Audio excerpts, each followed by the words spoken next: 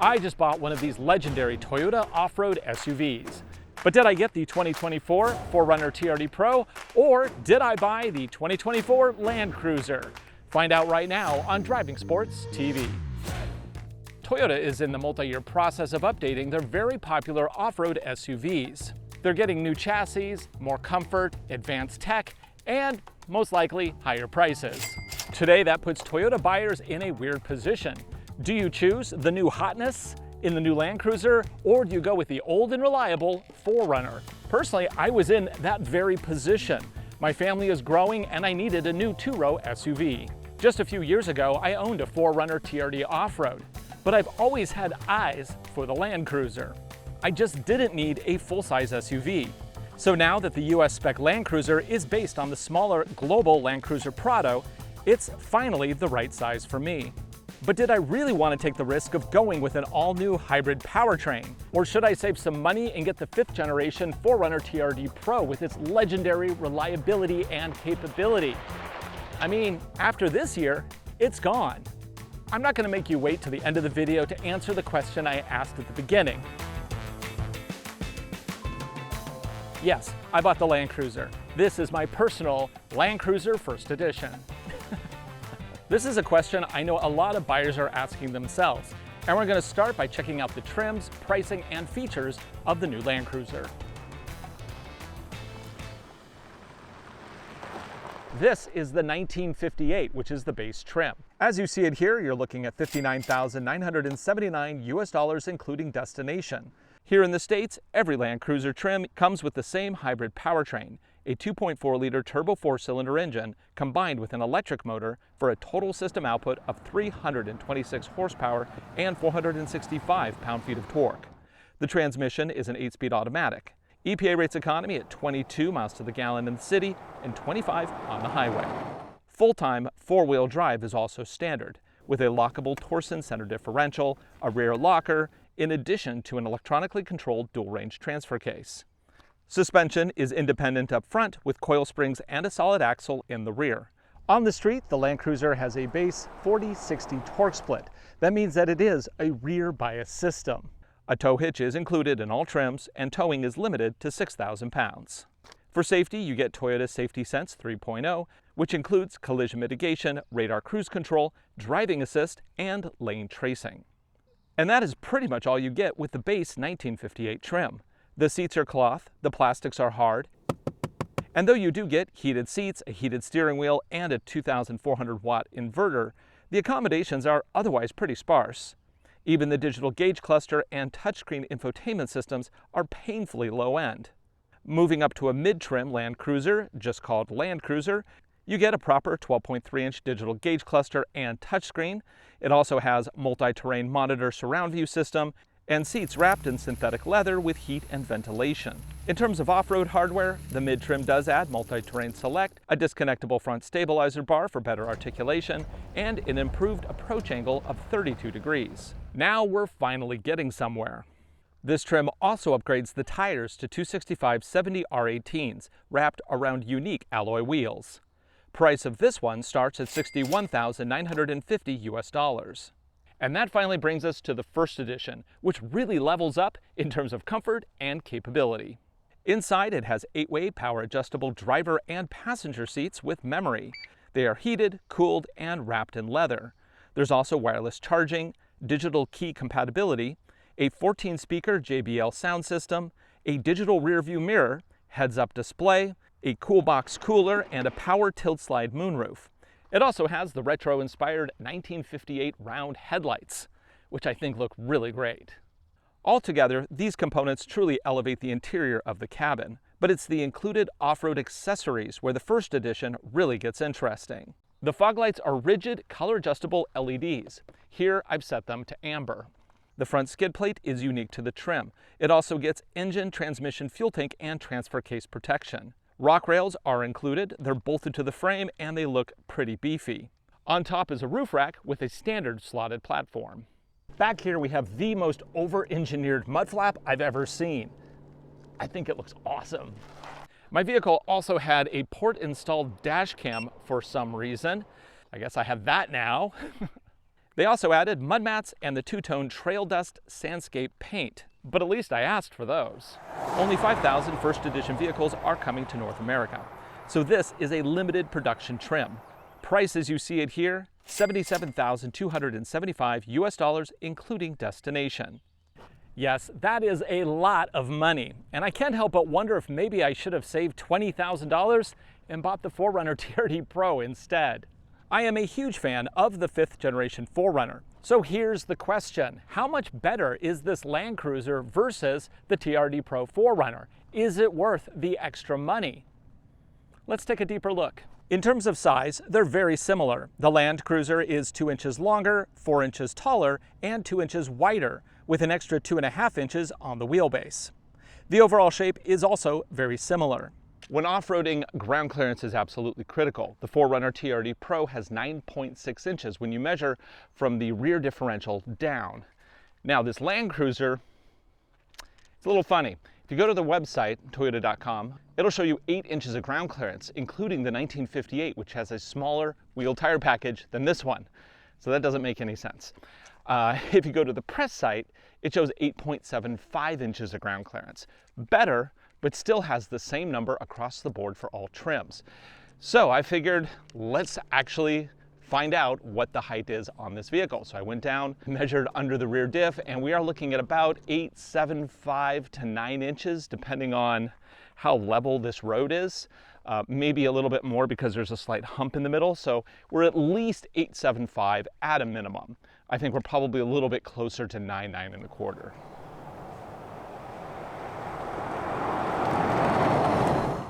If you want a roll-down window, you'll have to get the 4Runner. This Land Cruiser has the pop-up window.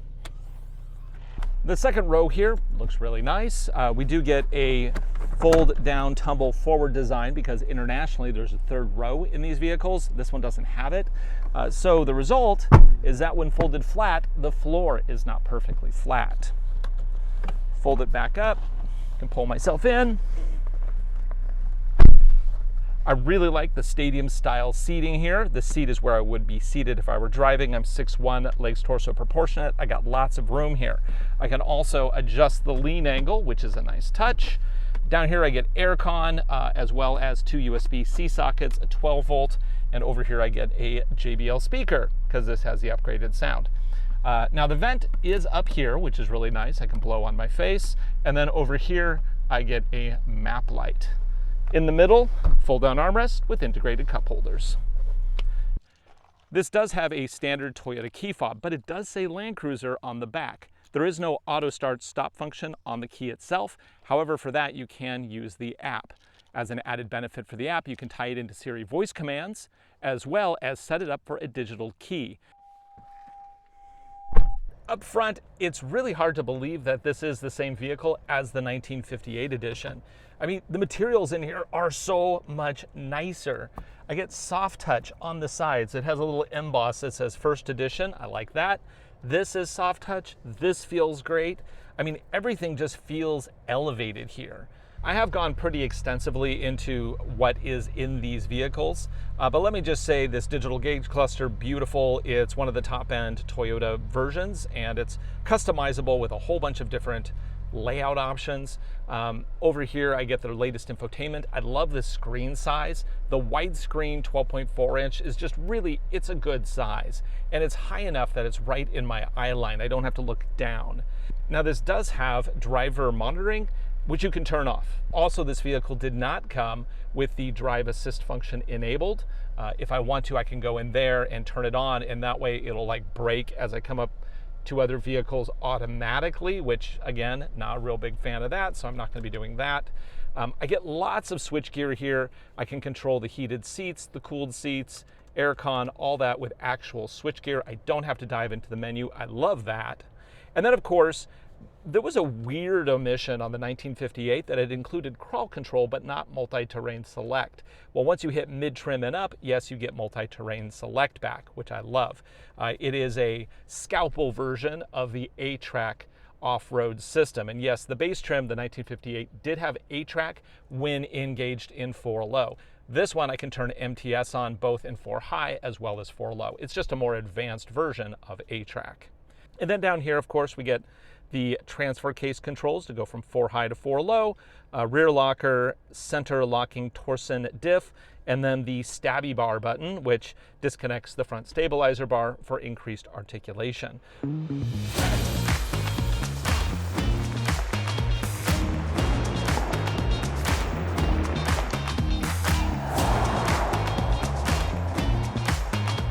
Of course, both of these vehicles are going to spend most of their lives on pavement because that's just the reality of living in the United States. You will use a highway that is paved to get to even the off-road areas. And then, of course, you have your daily commute. So the suspension is going to be a little rolly in a Land Cruiser. That's just the feel. But one of the big things that I like about this vehicle is when I put the brakes on, I'm not getting that massive nosedive that I get in the 4Runner. Add acceleration, and there's plenty. Now, I am being really nice to this vehicle because I picked it up with like 2 miles on the Odo, and I haven't even done 100 miles yet, so still in the break-in period. So I got to keep that in mind. So I'm not going to go crazy with this vehicle. We'll plenty of time for that later after it gets broken in.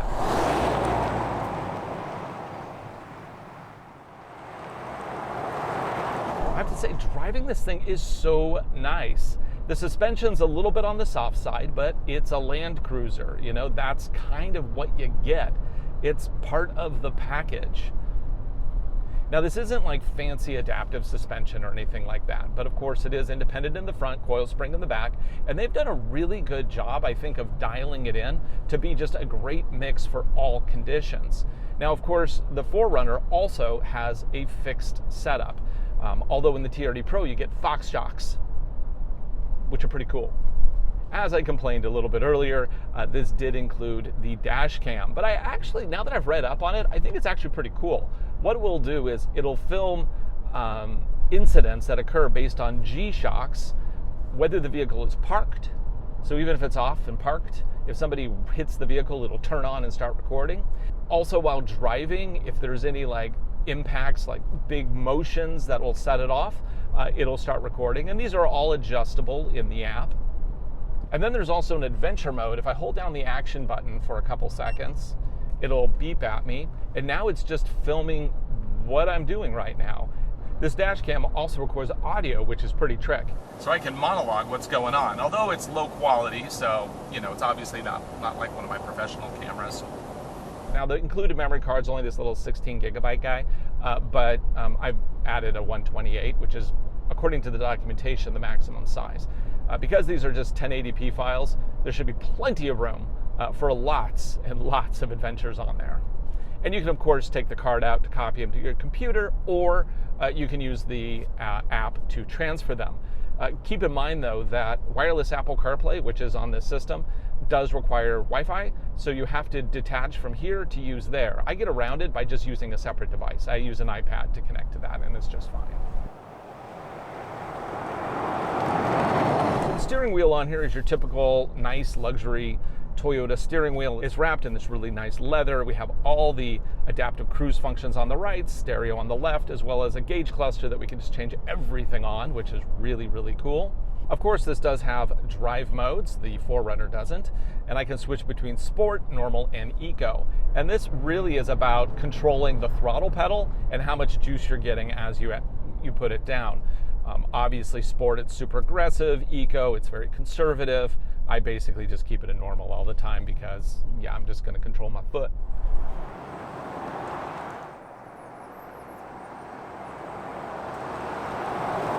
Corners here, yeah, lots of roll, indicative of a Land Cruiser. Oh yeah. You know, let's talk about acceleration here. So let's stop completely. I'll put it in sport mode, not like that really does much. Keep it in drive. Now I can manually shift, but I'm not going to. And let's just floor it and see what it does. Floor it. Yeah, that's a fair amount of punch.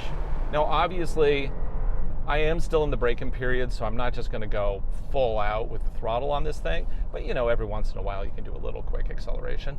And this has plenty of punch. It definitely feels much faster than the 4Runner. For many people, that is one of the biggest issues with the 4Runner. It's slow. Of course, the thing I love best about this vehicle is the fact that it has the full-time four-wheel drive. which is really useful on pavement. Because with a vehicle like the 4Runner that has part-time four-wheel drive, you can really only run it in two-wheel drive on the pavement unless it's super slippery, in which case you can put it into 4-high. This one, it has a center torsion diff. It just does what it needs to do all the time. Of course, that comes with a penalty in terms of economy, but I think it's a very good trade-off. This comes with Toyota's Safety Sense 3.0, which is their latest package of advanced safety stuff. Of course, we have pedestrian detection and collision mitigation. We have blind spot warning, as rear cross traffic alerts. This particular trim also has front traffic alerts, so it kind of looks around the corners for you, which is kind of a nice feature to have. Right, well, this thing is fantastic to drive on the street. Let's see how it compares against the 4Runner TRD Pro.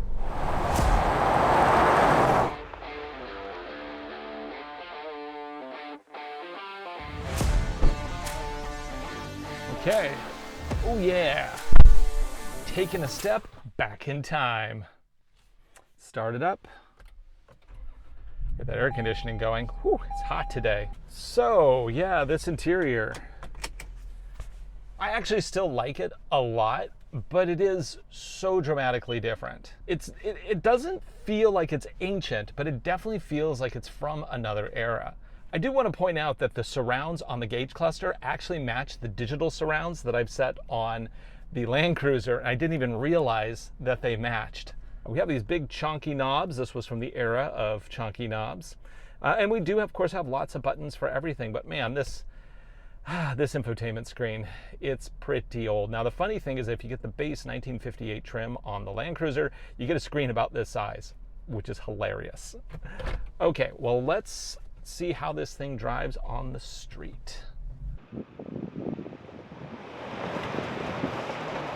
So I'm in four-wheel drive right now because I'm on the gravel. Let's go ahead and switch this into 2-high. I just shift it right there, and you can do that, of course, while driving. You only need to put it into neutral if you are going into the low gear. As we've seen on the newly announced 6th Gen 4Runner and on the new Tacomas, these do not have full-time four-wheel drive systems unless you get the limited trims, which are street-oriented trims.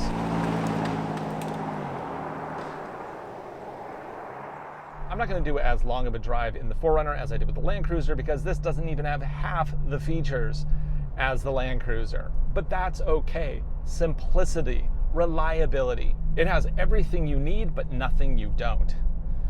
So driving it, yeah, this thing it's kind of slow, especially for a V6 in 2024. It's reliable, it's utilitarian, but it is slow. Let's do an acceleration. There's no modes to play with here. I guess there's a sport transmission mode. I could do that. 3, 2, 1. I mean, it makes good noises with the TRD exhaust. But yeah, that's nothing to write home about. Now, as far as the cabin goes, yes, it's comfortable. I've driven across the US in these type of trucks. I really enjoy them. Visibility is great. I mean, there's a reason why these are so incredibly popular, and that's because they're utilitarian, but they're also a good price for what you get.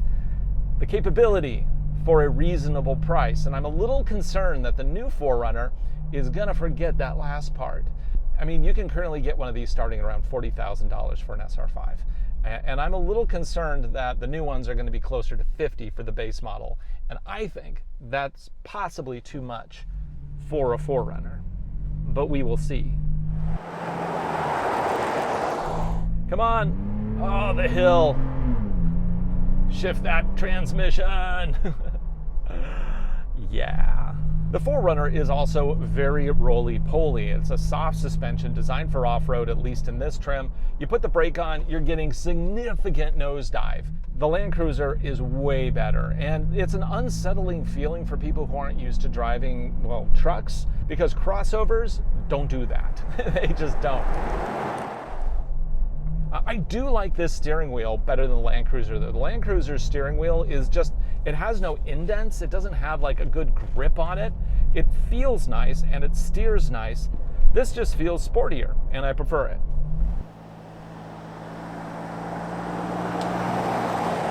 You know, it's kind of like an old girlfriend, you know, fond memories. We never really broke up, we just drifted apart, man. That's me and the 4Runner. I've drifted apart from this level of simplicity. I want more comfort, I want more features, and thankfully, the Land Cruiser is here to provide that.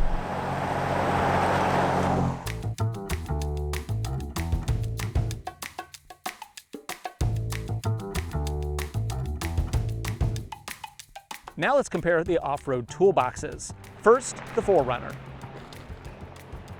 So this, of course, has the Fox shocks and Nitto Terra Grappler tires. It is a nice setup. And then even hitting rough stuff like this, I really feel like it smooths things out. Like, that's nice. Woohoo! This first test covers the basics. It's a very steep drop, probably about 30-odd degrees. It is loose, and we are going to test the approach, breakover, and departure angles of the vehicle on it. Now, the approach angle is a little better on the 4Runner than on the Land Cruiser, as is the departure angle, but the breakover is actually better on the Land Cruiser. And of course, the Land Cruiser also has rock sliders. As far as tools go, I do not have a lot of options here. I have no hill descent control, but I do have a low range, so I'm going to go ahead and pop it over into that, go into neutral, push that into low, go back into that. There is crawl control, which I could use as a hill descent control system, but I'm actually going to do that in a little bit. For this one, I'm just going to basically keep my foot on the brake and hope that these Nitto Terra Grapplers can maintain grip. I'm going to brake over here. How close are we? Yeah, that's pretty close. And then we go down. Oh boy, this is steep. Go to maximum. Are we at 30 yet? There we go. Now we're at 30. Yeah, it's steep. Drive out. Any grinding? None. Great. Grinding in the back? No. Excellent. Let's move on to the next section. Here we have a set of moguls in the forest. Let's go ahead and switch this up. I'm already in 4 low, so I'm going to go ahead and turn on crawl control, and we'll see how crawl control works here. Now I'm going to do the lowest setting of speed, and I'll use the same settings when I take the Land Cruiser through in a little bit. And if I recall, the crawl, it's going to be loud. Oh! Can you imagine? You just bought your brand new 4Runner. You take it on the trail, you turn it on to show off its off-road capabilities, and it makes that noise. Always weird. Now, I don't have the rear locker engaged. I'm just using the crawl control system here to show you how this works, basically. And oh boy, it makes noises. So many noises. Now, can I combine the two? No, it's either crawl or MTS.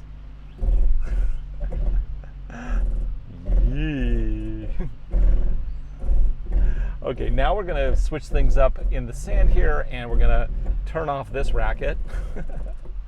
And we're going to go to MTS, and let's set it for mud, sand, dirt. Now, normally I probably wouldn't set this for sand because it's such a small segment, but I just kind of want to show you how the systems behave different using different settings.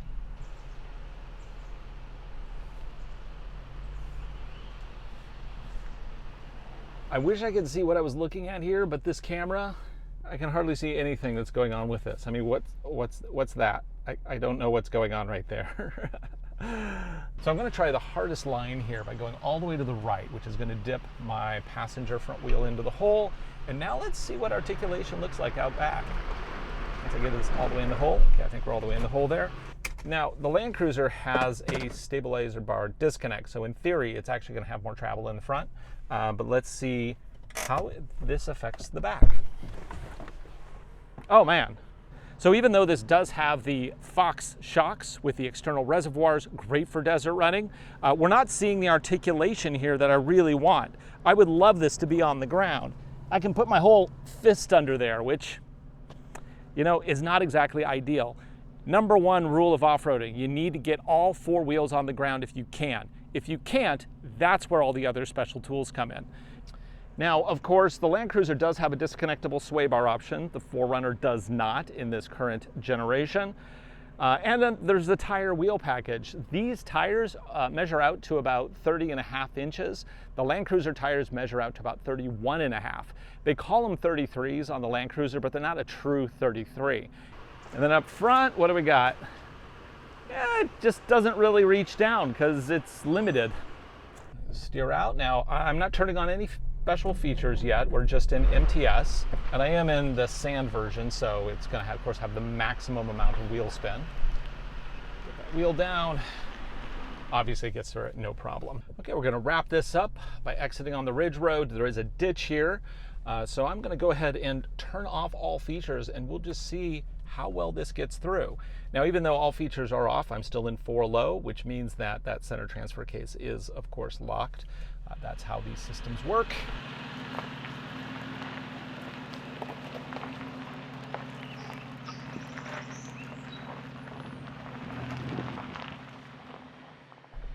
Of course, this should not be complicated. We should be able to get this no problem. Okay, and up and out. The 4Runner here is obviously extraordinarily capable, comfortable. It does everything so well, but it is lacking in modern amenities and advancements. I mean, no sway bar disconnect. I'm sure that'll actually be really useful on the Land Cruiser, as well as all of the other refinements that they've included in that vehicle. But are they just check marks on a build sheet, or do they actually mean something? Let's switch it up and find out.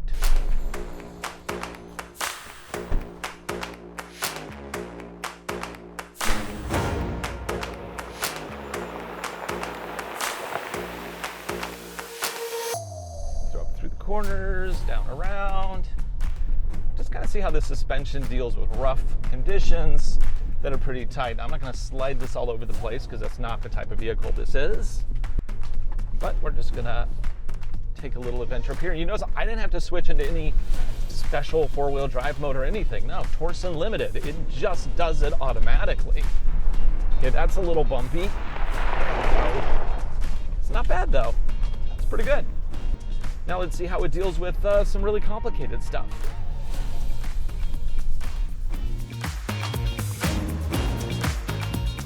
Yeah, switching between these two vehicles, it is really just funny how dramatically different these two vehicles are. The years of development between the two of them.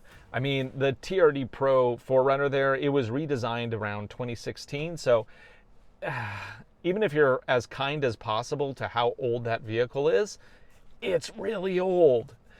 Obviously, Toyota has made a lot of advancements. Now, one thing I'm a little concerned about here is we got screen here, we got screen here, we have heads-up display here.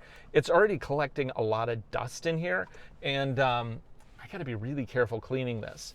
The 4Runner is just, I mean, it's much simpler, so it's going to be easier to clean, I think. Running through the off-road course in the 4Runner, it's like putting on a comfortable pair of jeans. I have done so many off-road adventures with the 4Runner, both with my own 2021 TRD off-road, as well as this very TRD Pro from the Toyota press fleet. And I love it every single time. Now, it is a bit of a throwback. I mean, you got the levers, which are really engaging. Even the tech, yes, it has cameras all around, but the display is so bad, it might as well not even have them, to be honest. And then there's, of course, crawl control and MTS. They make so much noise. So now here, 2024, how much further have we come? Let's find out. This one does have more tools than the 4Runner, which is kind of surprising. Also, Toyota's really done a good job of enhancing a lot of these tools so that they work better. I mean, we have years of development between that 4Runner and this Land Cruiser. Also keep in mind that any of the benefits in this Land Cruiser will also probably apply to the new 4Runner. because it will have, as an option, the same hybrid powertrain.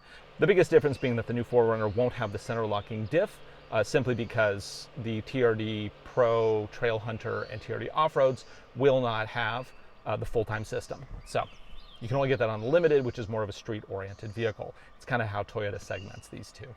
Because this vehicle just has 4 high and 4 low, I don't have to switch into 4-wheel drive. I am going to go ahead and disconnect the front stabilizer bar because I know I will need that eventually. It flashes, disconnects, there's no sound, it just does it. I'm also going to turn on hill descent here. Now, the same button does both hill descent as well as crawl. If I'm in 4 high, which I am right now, it'll do hill descent. If I'm in 4 low, it functions as crawl. And then I can use the mode select switch here to dial in my speed.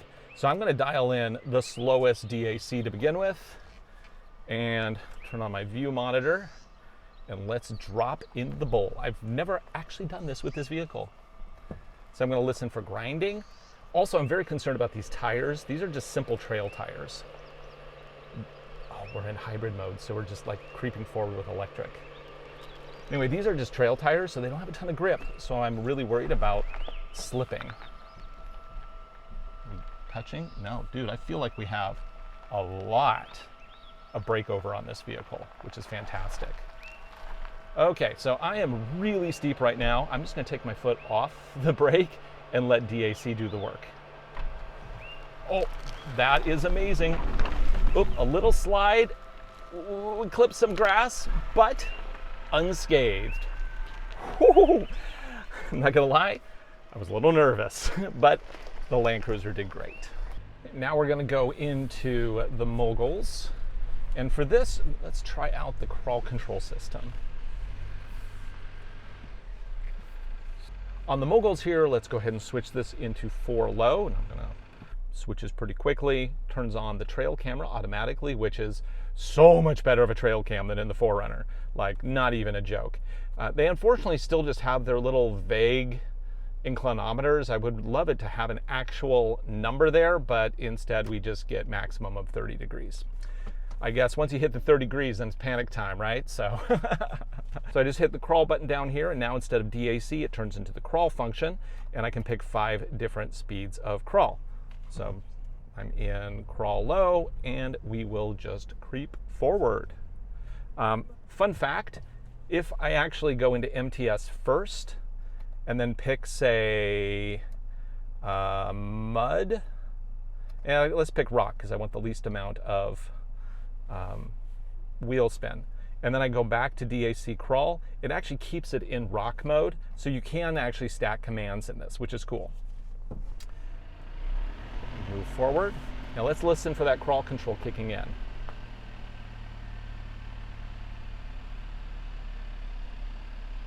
Also, look at that articulation in the front, because we have the disconnected front sway bar, which is an option on the upper trims here. I mean, you could think of this vehicle, this first edition, as a Trail Hunter. It has basically all the Trail Hunter stuff. Okay, we still got a little bit of sound there, but it's not nearly as bad as on the 4Runner.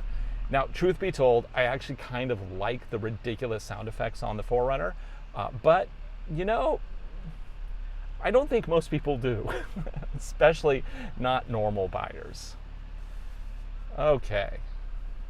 I mean, obviously we're going to get through that. That really wasn't a question, but it's just so smooth, such an improvement in crawl control.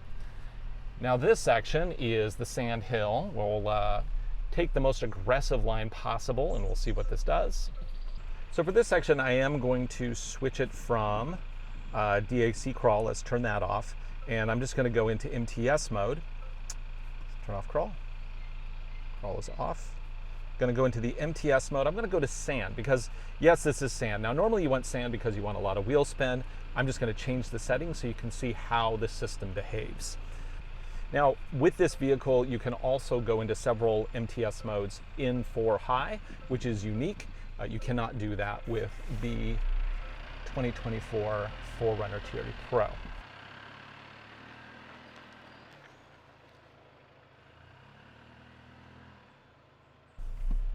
Lift up a wheel. Oh yeah, that's what I'm talking about. The Land Cruiser has way more articulation. And because of that, it can actually put a wheel down in the back. The 4Runner, I could put a fist under where that wheel was hanging up. Yeah, this is much better. And in front here, yeah, we're all the way down. Got to keep the flex. You know, this is the first off-roading I've done with this vehicle, and I've owned it for not even 48 hours yet.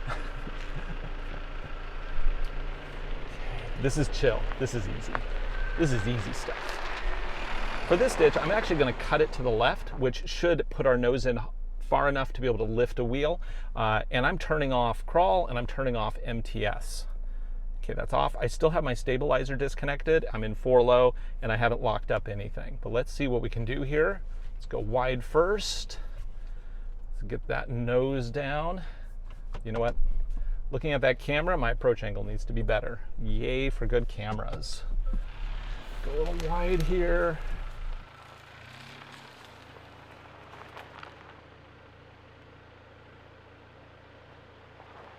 Okay, so I'm dipping a wheel in there really deep. And now let's see what that back wheel is doing as we try to drive out.